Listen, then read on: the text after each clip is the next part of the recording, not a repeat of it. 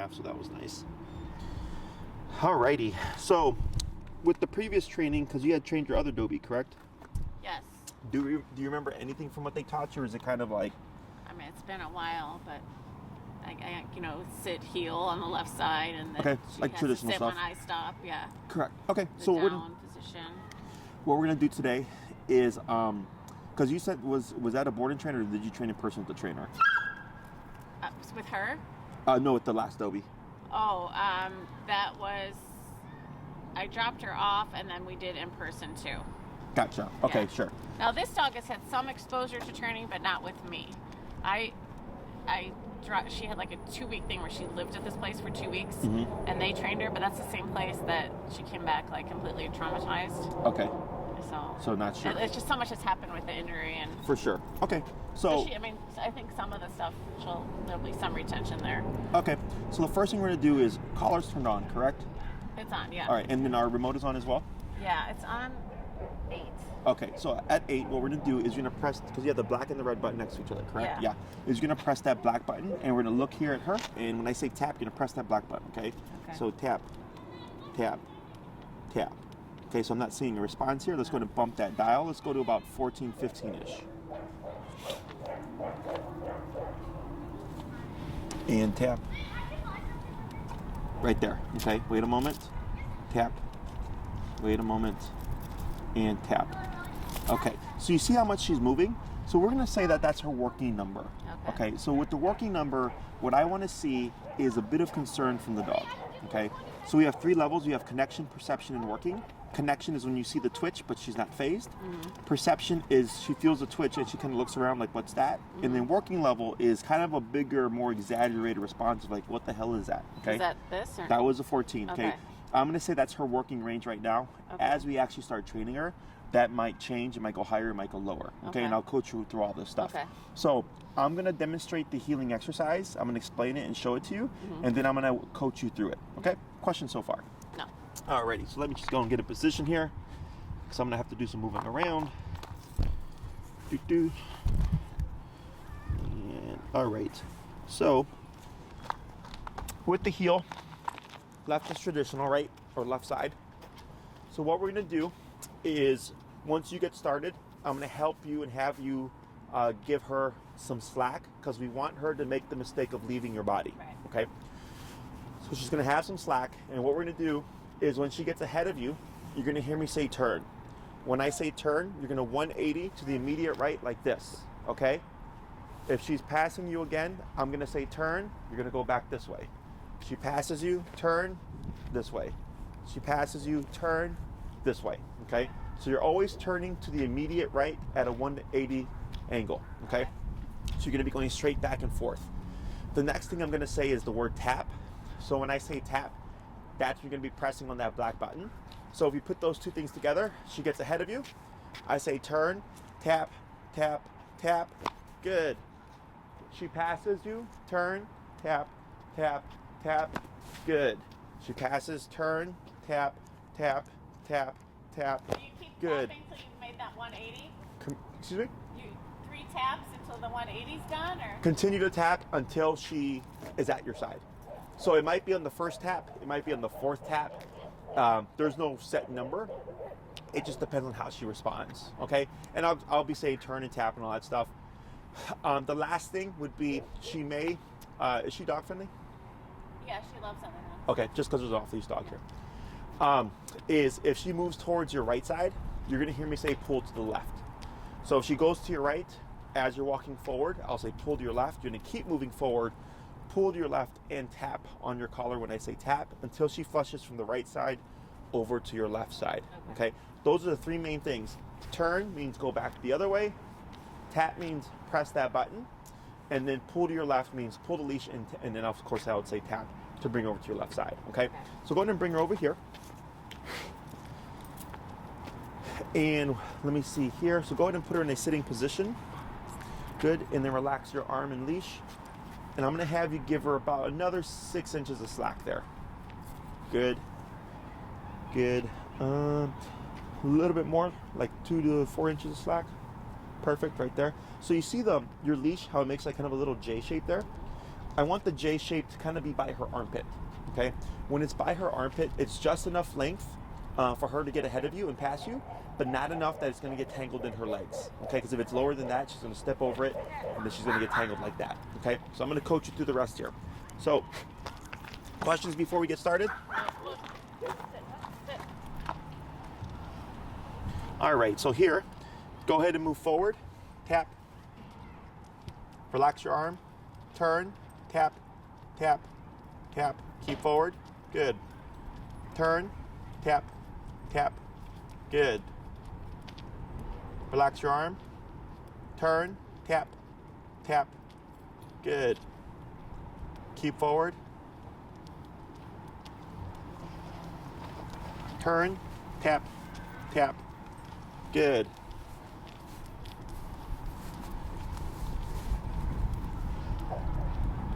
Turn, tap, tap, tap. Let's go to bumper to, you're at 14? Yeah. Let's go to 18. Good, and turn, tap, good. Relax your arm, good. Keep forward, good.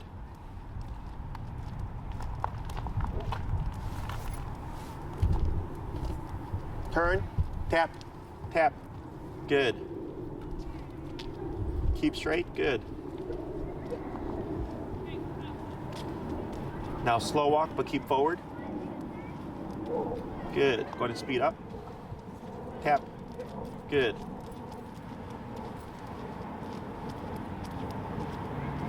Turn. Tap. Good. Keep forward. Keep forward. Good. Slow walk, but keep forward. Turn. Tap. Tap. Good. Keep forward. Good.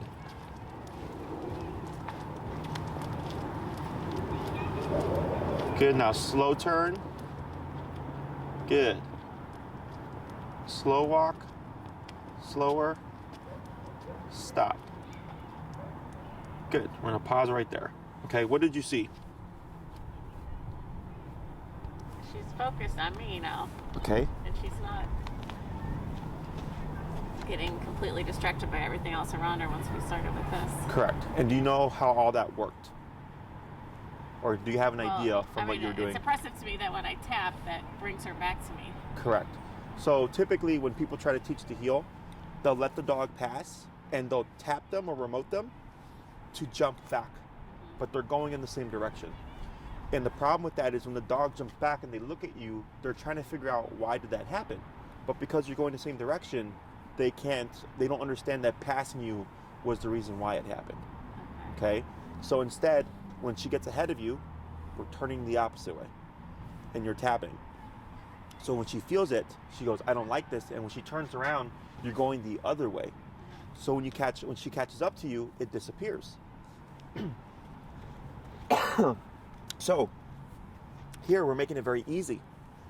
It's like a line of communication. When she feels it, you're always going the opposite way. And she's thinking, oh, let me get back.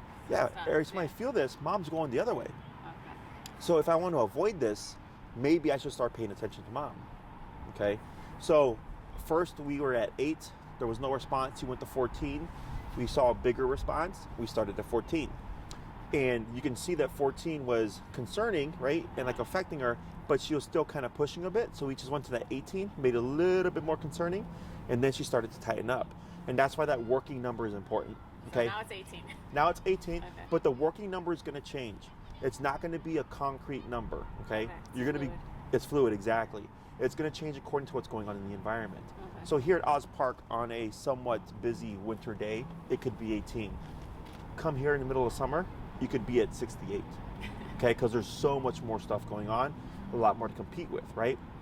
So you're making what you're doing or the command concerning no matter what the environment is, okay?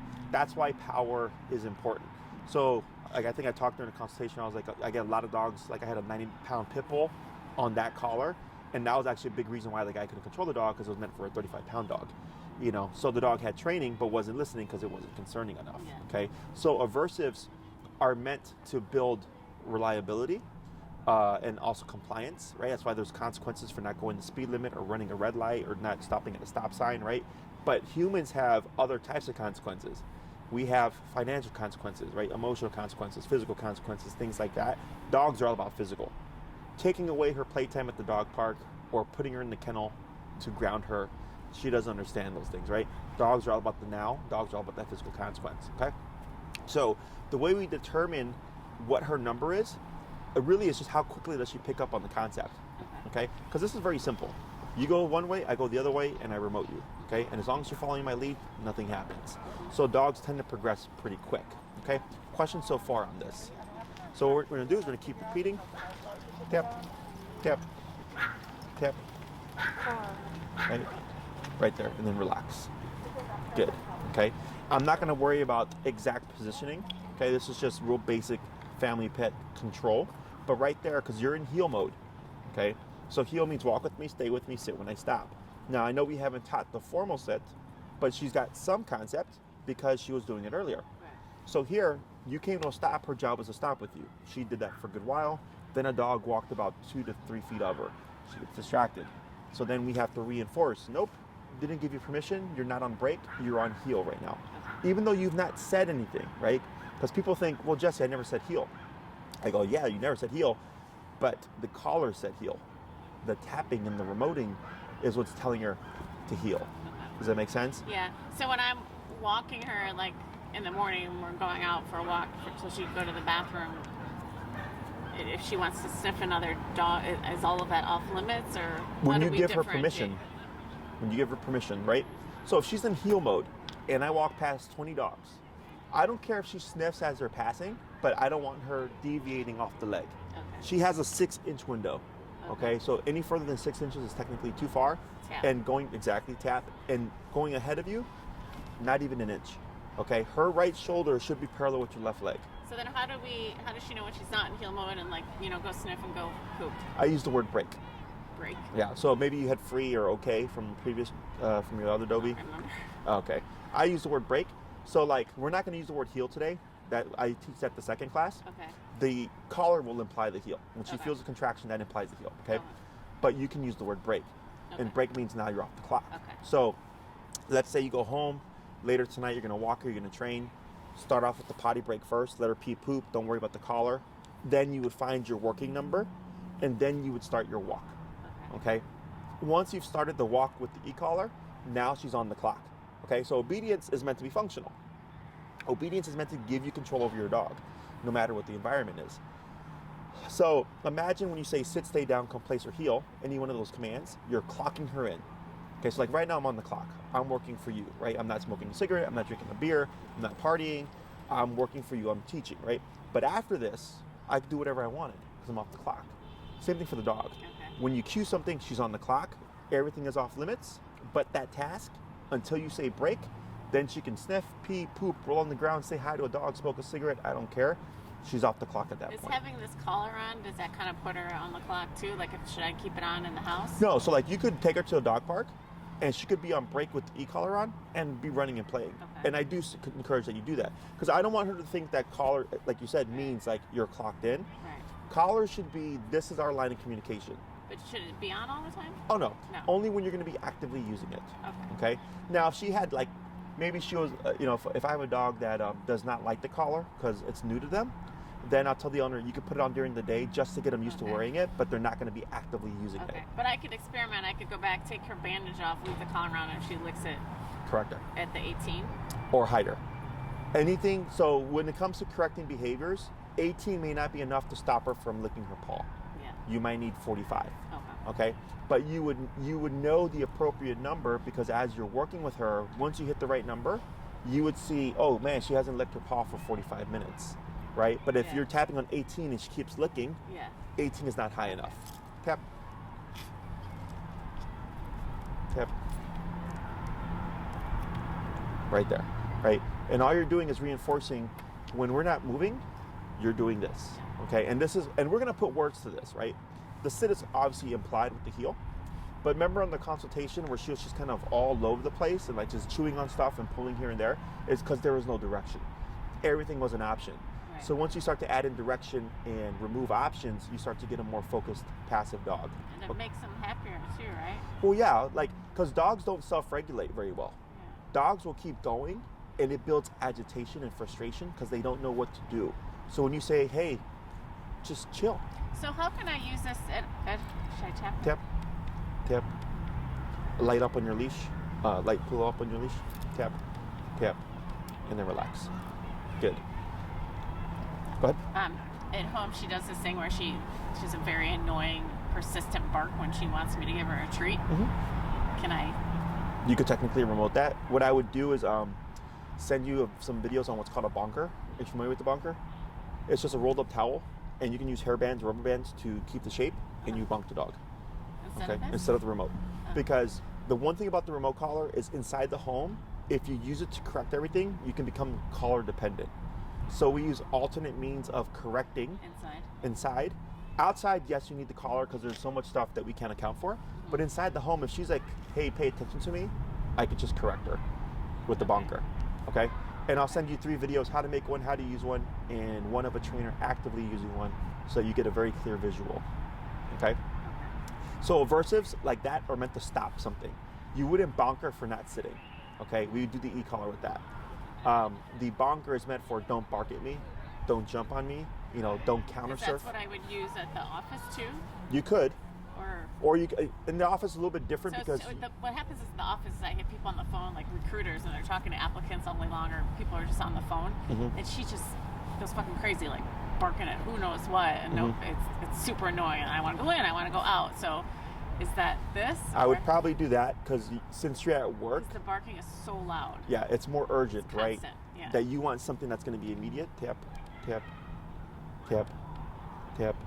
So you see how now it's taking a lot of taps, right? Yeah. Go to 24. And this is normal. I think she's just getting cold. Tap. There you go. Tap. And then light pull. There we go. Light pressure up and then relax. Very good. You're almost so, cold. So in the office, yeah, you can use the collar because there's other stimuli you can't account for. In the home, it's going to be more predictable, right? It's just, oh, she's barking at someone walking outside the window.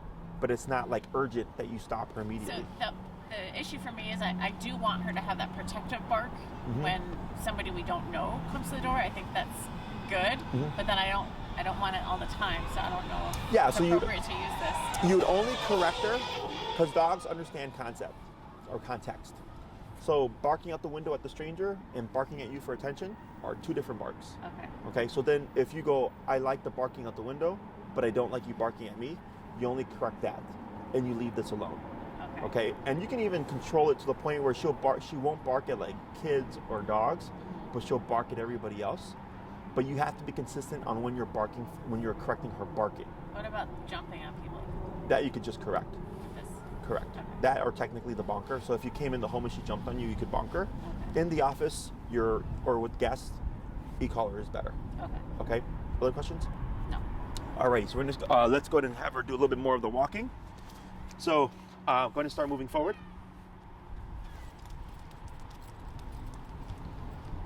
Relax your arm. Good. And then slow down. Now slow turn. Good. Go ahead and pick up your pace. Good.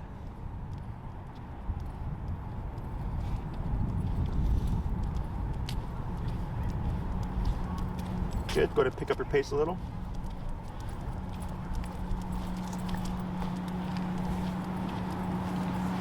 And slow again. And slow turn. Good. Now slow down a little bit more. Now stop. Good. Go ahead and move forward. Go ahead and pick up your pace.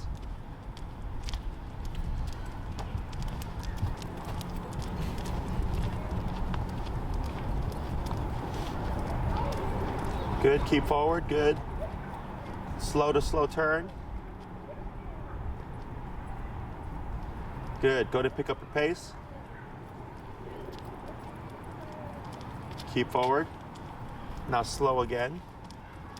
Slower. And stop. And now light pull up on your leash and tap. There you go. And then relax. Good. Okay. So right there, do you know why I'm telling you to slow and slow turn? Make sure she's still staying next to me and not going ahead of me. Correct. Right. So you know when you're gonna change your directions. Okay. You know when you're gonna stop and all that stuff. She doesn't. So when you're walking with her, if you were to just randomly turn or stop, she's gonna keep going. Okay. So earlier I was telling you to turn abruptly because she wasn't paying attention. She was getting ahead of you. And now she's paying attention. Now she's paying attention. Yeah. So now we have to slow down. So if she's being mindful of you, she should slow down with you. And then when you do that slow turn, she has opportunity and the time to catch up and actually move with you. Okay. So it's like driving. Before we turn, we got to put our blinker on to communicate to others this is what we're doing. Or if you come to a stop, you have to pump your brakes to let the person behind you know, like, hey, I'm coming to a stop. Because if you're going 50 miles and you just hit the brakes, whoever behind you is going to crash, right? So it's the same thing for the dog. I use the change of pace and the slowing down is kind of like the blinker and pumping your red lights to like let her know, like, hey, something's changing. So if she's being mindful, she should slow down with you. If she's not being mindful, she's going to keep going. Then what would you do? Tap. And? Turn. Yes, right? Because you did your job. You slowed down. She wasn't paying attention. She keeps going. So at that point, you just do the abrupt turn and tap to bring her back to your side. Okay? So when you're walking with her, if she's at your side and you walk 10 blocks nonstop, perfect. Okay? It should be like that. And the reason for the slack leash is because if you're walking with her and that leash is slack and she's at your side, it means she's being mindful. Right. Okay? So then dogs tend to have a habit of going into autopilot. So then if you're walking with her and you slow down, like after 10 blocks, expect that she's going to keep going. Tip. She's going to keep going, right? So I'll do things like that to test their focus. Stopping abruptly would be unfair because, again, like with driving, if you do that, you're going to crash. You'd want to slow down first. Always slow down. For the turn. For the turn or for a stop, right? So like let's say you're going to hit a red light and you're going to stop at the red light so you can cross the street. Don't slam on the brakes. Yes, you want to slow down and come to that stop. Okay, so she's able to stop with you. If your communication is clear and she's being mindful of you, and you're at like the right working number, it should be that smooth. E-collar should never feel like an argument with the dog. Okay, if you feel like you're arguing with her, you're too low. Okay, you're too low or it's fitted incorrectly. So it's going to be one of those things. And the most common thing that I get with people and with the heel is their number is too low or they're not slowing down. Those are like the two most important things, okay? If all that's working correctly, there should be no issues, okay? It's like right now we got a dog approaching. She's kind of distracted here. So keep her at, just give a tap here. Right. Good. So what you did there is you disagreed with what she was just doing, right? Because right now she should be attentive to you. I don't need her to stare at you the entire time, but if you ignore that turn for too long, eventually she was going to get up and go like say hi, right? So right there you just simply disrupted the thought process and said, hey, Look at me. yeah, don't worry about that dog, right? And the reason why she turned her attention to you is because for the last 20, 30 minutes with the back and forth and the tapping was telling her, be mindful of me, right? I'm at the other end of your leash here. So right now, when she was looking off the other way and you tapped, even though you didn't say anything, no words or any leash pressure or anything, she redirected and looked at you. Because that's what she's learned this past, yeah. So the reason why this progresses so quickly is because we're training the way dogs communicate and talk to each other. We're using, biting, physicality. We're not at these stupid low, like 2 to 4 levels. We're at 18, which is not even that high, on 100, that's 100 collar. But it's appropriate to her and what's going on. Or actually we bumped it to what, 24? Yeah. Yeah. So as you work with her more and you expose her more to different environments, you're going to start to kind of tune into like what she needs for specific environments. Like let's say you go to Home Depot. Home Depot, her number might be higher. Yeah. Or if you go to a Petco or a PetSmart or whatever, give a tap and now relax. Okay. Now one thing I will keep in mind here is like I can tell she's getting cold, right? Yeah. Is with the auto sits, in the wintertime, some dogs do not like to sit because it's too cold or they feel uncomfortable putting their butt in the snow. Okay, me personally, I don't reinforce it as long as the dog's being good, right? If she's walking at my side and she's being a good girl and she's not like lunging and barking at dogs or whatever, I don't worry about reinforcing the sit because I understand it's uncomfortable, right? I wouldn't want to sit in the snow either. But if I have a dog who's super reactive and doesn't like sitting in the cold snow, but if they don't do that, then they end up barking. I tell the owner, like, it sucks for your dog, but your dog's gonna have to keep their butt in the ground because they won't, otherwise they'll lunge and bark, right? So I go by the dog's behavior.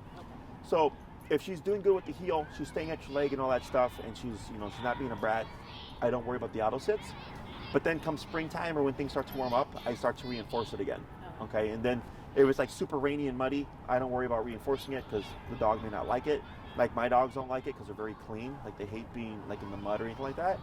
So I don't worry about reinforcing it because I know they're good dogs. Okay, so stuff like that, there's a little bit of a gray area, but for the most part, it's pretty black and white. Heel is right shoulder of the dog to the left leg. Okay, any further than that would be considered passing. So even if you were to see her passing by like an inch, you'd want to correct that with a abrupt turn and a tap to tighten her up. Okay, tap, tap. There you go, and then relax. Good. Questions so far? We're gonna do a bit more of this. I'm not gonna say anything to you. I'm gonna actually have you move on your own, speed up and slow down and turn and stuff. If she gets ahead of you and you feel like she's losing that focus, I'm gonna have you do that abrupt turn and tap.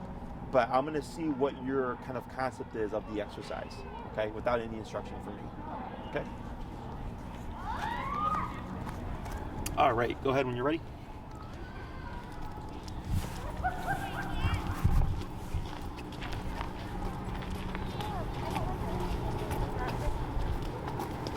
Good.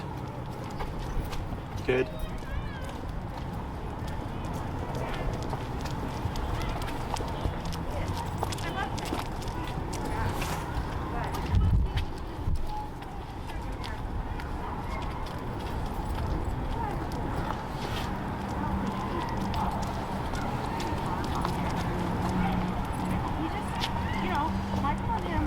Good.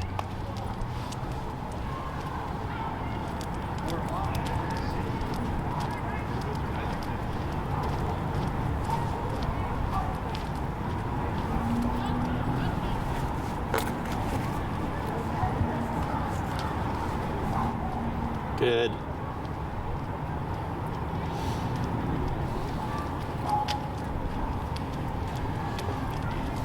Her ears, they flop up and down when she's happy. Good. That was good. A little bit more.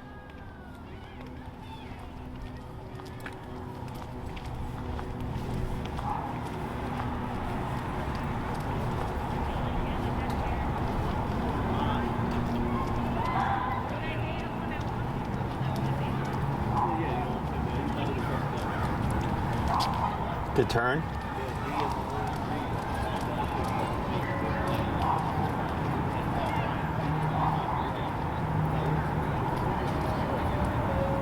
Good.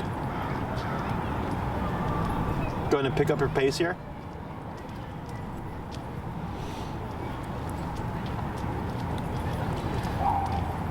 Then slow down, and then stop.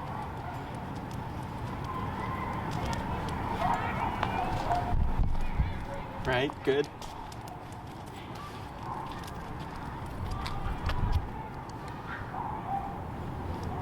Good. Now have you move forward and then immediately pivot and then stop here again. There you go. Yeah, watch her paw. Good.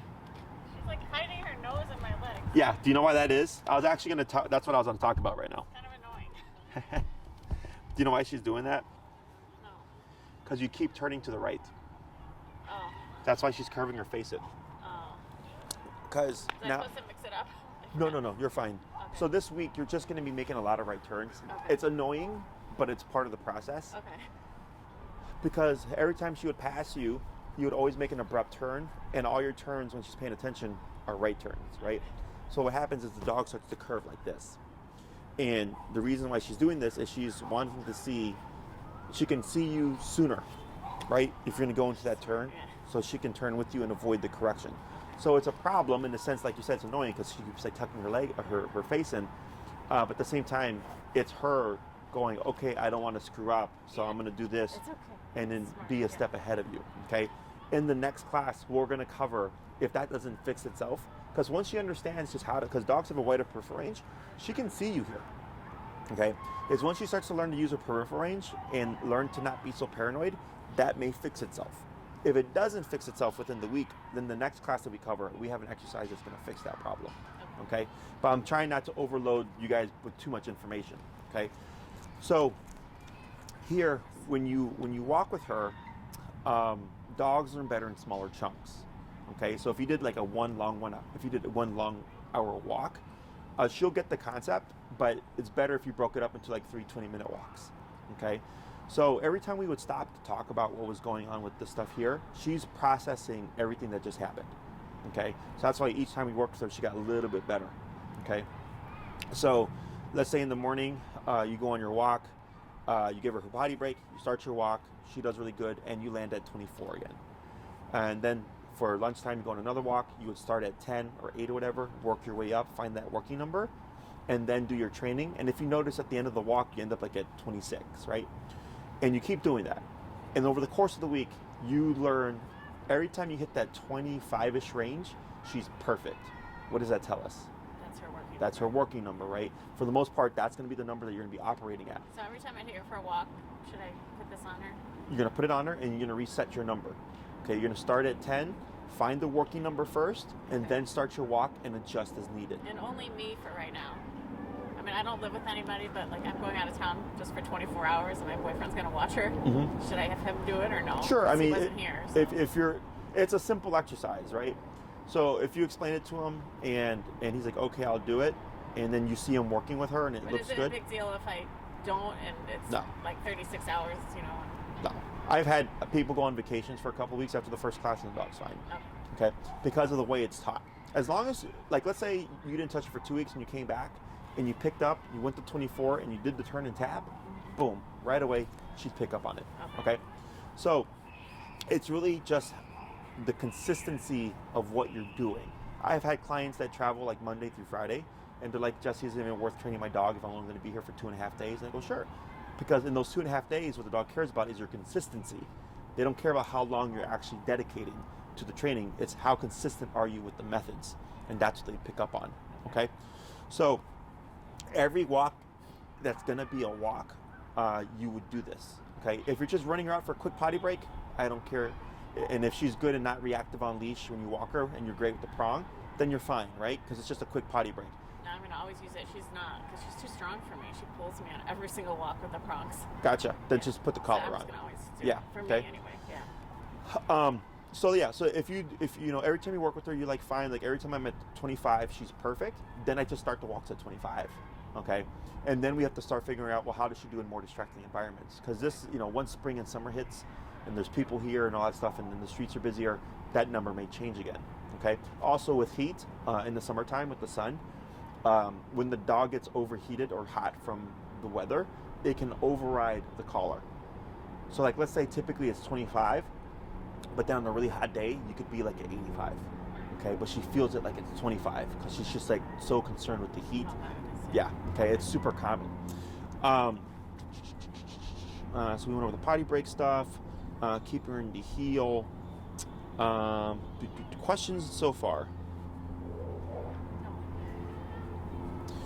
The main thing, of course, is just remembering, you know, so like earlier when we were talking, when we first started, she kind of got up and started wandering, and I was like, tap, pull up. It's just being aware of what she's doing, right? Because like when, especially if you stop and you see your neighbor and you have a conversation, we tend to forget about the dog, okay? So in that case, if you know you're gonna have a long conversation, what you can do is just shorten your leash. So if she does move, you're gonna know sooner, right? Because if she has more slack, she can get further from you before you notice. So something like that, and like when I go back in my building over here, they have a jar of treats on the counter, and so as soon as we get in, she drags me over there and gets up on the counter, which is fine because they like to give her the treats, but to prevent her from pulling me when we enter, can I use this? So what you would do there? That will happen like right now when I leave here. Yeah. So a couple things going to happen is she's going to build stress from the collar. Is that you might find on the walk home, she's going to start pulling. Because she's thinking, that walk sucked, I don't like discipline, I want to go home faster. That you'll have to do the correctional turns, and you'll most likely have to adjust your collar to override the stress. Okay, so that's one thing on the way back. Like Correct. Be higher. Correct. Okay. The second thing is, let's say you walk into your building, right? And like it's here and like 10 feet to the counter. You're not going to have space to turn around, right? So what you'll do is you're going to walk in. She's going to most likely start to forge ahead, okay? You're going to just anchor as best you can and start tapping. Okay. I have my 3 tap or 3 correction rule. So if you're at 24, tap, tap, tap. She doesn't change her behavior. 30, tap, tap, tap. 35, tap, tap, tap. 40, right? And you're going to keep doing that. And then you might hit 55. And then you're going to see her go from pulling to backing up, because she's going to go to that frame, her reference point, right, which is your left leg. And then as long as I don't mind, she could go get a treat, but I want her not to pull me there, so we can Correct. walk there together. Correct. She can be at your side, and when you say break, she can jump up on the counter and she can take the treat, right? But what we don't want is when you come in, she just assumes I'm going to get something, right? Yeah. So the reason why we're not turning there is one, space, right? But then also, if she's so, like, she's got the strong habit of this is a guarantee, you're going to have to override that, okay? So if I don't see a change by the first tap or by the third tap, I bump it, okay? And increments of 5? Increments of 5. And I mean, you can go increments of 10 too if you just want to get there faster. But, 5 is a good middle number. Okay. There's also the 3 correction rule. So like, let's say you're walking, right, with her on the leash and it's new environment, very distracting. Is every time you turn and tap, that is 1 correction, right? So turn and tap, turn and tap, turn and tap. That is now 3. I go from 20 to 25. Then I reset my count. Turn and tap, turn and tap, turn and tap. Bump it, 30. Reset my count, right? So what you're doing is every time you correct her, when you hit that 3rd correction and she keeps passing, it's not working. We bump the number. Okay, so we started at 8, went to 14, to 18, to 24 in today's class, right? Now, in the beginning, I gave her more opportunities because she's just learning the concept. But now she has a very clear concept, okay? And she's not a master of it yet, but she has a concept of it because this whole time, since the first batch, she's actually been following your lead, slowing down with you and stopping with you. And for the most part, maintaining the sit position as well. Yeah. She's made a couple mistakes where she's gotten up because of distraction or because she got bored, but that's part of the process. But that's been like the longest she sat with just like the 1 correction, right? So this is how you can tell that she's getting the concept, because like I said, it should not feel like an argument. It should feel pretty straightforward, okay? So if you're communicating with her clearly at the correct level, it should feel this easy. So let's say when you're working with her on your own, and you're like, man, it's like, she looked so good when Jessie was here. What's the difference? You might not be high enough, or our communication isn't clear. We're not remembering to slow down. It's the most common thing people forget is they'll just stop and they're like, Jessie, every time I stop, the dog passes me. I'm like, that's because you're not slowing down. I can guarantee it. Don't slam on the brakes. Yes. Okay. Other questions? Can Marie send me like just very specific homework? Maria? Maria. Oh, no, she doesn't do any. She doesn't know the homework stuff. Oh, that's okay. all me. Yeah. Okay. Your homework is simple. Is just this exercise. Just keep doing this. Is every time you walk her, right? You're not turning a bunch of times. You're going on a normal walk. But on that normal walk, if Moose gets ahead of you, you're not going to yank her back or tap her only. You're going to tap and turn. So that's it. Tap and turn when she gets ahead of me on the walks. That's it. And then just continue with your walk. Your job is to keep her at your side unless you tell her break, and then she can pee and poop and have fun and play with dogs. Okay? So and like just turn to the right. Always to the right. Like this. Okay, So always. anytime she starts to pull, we're going to tap and turn and redirect. Correct. Okay. So like, let's say, does she come here to play and stuff sometimes? Or maybe... No, because there's no recall with this dog. I used to, I can't get her back. Sure. Did we cover that, or is that I have to Yes. sign up again? No. So, because you're doing, what, 6? Yeah. So 2 classes on heel, 2 classes on the recall, and then we're going to watch her behavior, right? Because we have the barking and the your work and all that stuff. Yeah, and I'll send you videos on the bonker, and you can already, because stopping behavior is simple because you don't have an aggressive dog, okay, in my opinion. You have a reactive, territorial, nervous dog, okay? And it's, if someone comes into your office and she starts barking, it's just, don't bark at that person. It's that simple. Okay, now can we teach obedience like, hey, lay here and don't move for the next 6 hours while they work? Yes, we absolutely can, right? But it's easy to start the process of just stopping the behavior until we get to the point of teaching the skill. Does that make sense? Because teaching obedience takes time. It takes repetition. It takes practice. But teaching a dog to not do something is instantaneous. Okay, so I give you those answers so you can at least tame her down. Start teaching her things that you don't want her to do as we're building her skill sets. Okay, so yeah, we'll cover the recall in the class. You know, of course, you have to do your homework. Like, she wants to run and play so badly, and she's great with other dogs, but I can't get her back. So sure, and it then would be wonderful to be able to let her run and play again. Yeah, with her paw too, right? Because so I have a fenced-in lot at my warehouse. Mm-hmm. She runs like there's nothing wrong with her paw. Oh, really? Is she using it? Yeah. Oh no, she's I think it's like half like the mental thing she can't get over, but oh no, she runs and plays and like there's nothing wrong. Gotcha. So I don't. She's in therapy and the flexibility is great. It's good. But she does like to hold it up like that. I think it almost becomes habit. Sure. Have you tried walking her without the bandage to see if maybe the bandage is causing her to lift her paw, Yeah, or is that? Sometimes she's on it with the cone, but her behavior is always the same. Still the same? Yeah. Sure. Or maybe it's like that dog. Have you seen that video of that dog that like limps because it gets attention, Yeah. and then when it walks in the room, it's fine, just walks normal? Yeah. So your homework is simple. It's simply the healing exercise. Okay. Tap and turn. So if you go on a 20-minute walk and she's at your hip and she's not making any mistakes, you just keep walking. Okay. If you want to test her focus during that walk, slow down. Slow down and speed up. Okay. But don't abruptly tap and stop, and don't abruptly turn, because she won't get that. You have to slow down prior. Okay. It's fine to use this when she does that bark for a treat upstairs in my apartment. Oh, like wait, going in or No. when she's demanding attention? Yeah, when she's looking for attention. Yeah, Treat. that you can tap or you can bonk it because she's barking at you, right? And you're just saying like, leave me alone, because that's what another dog will do, right? If she were barking at a dog to say like, play with me, the dog would just bite her and say, I'm not going to play with you. Right. Okay. Right? So it's the same concept. It's the same concept. It's just we're doing it. You know, we're doing the human version of a dog bite. Other questions? No, I think I got my homework. I'm good. Yeah. Okay. And then you can even refer your boyfriend to the video. Once I usually, because I have to load it to the computer, then I have to edit it, then I upload it to YouTube. But then all he would do is search Moose, and then pick her video, and he can watch it. Okay. There's another Moose that I trained though, but it was a Bernedoodle. So, but hers would be obviously a more recent upload. Yeah. My brother's Doberman ran away the night before last when it was so cold. And this dog's awful. She hates everybody. Only likes my brother and his kids. Nobody else. She bit Moose the first time she met her. Moose was just a puppy, and she's like almost killed a couple dogs. I mean, she's really bad. Anyway, you took her to a park like this. They always go to no other dogs, and she just left. And she's like 6, and she was gone all night. They found her the next day, just standing like shaking in a field. Wow. So Is she okay? Yeah, she has some frostbite in her ears. Ooh. Wow. Yeah.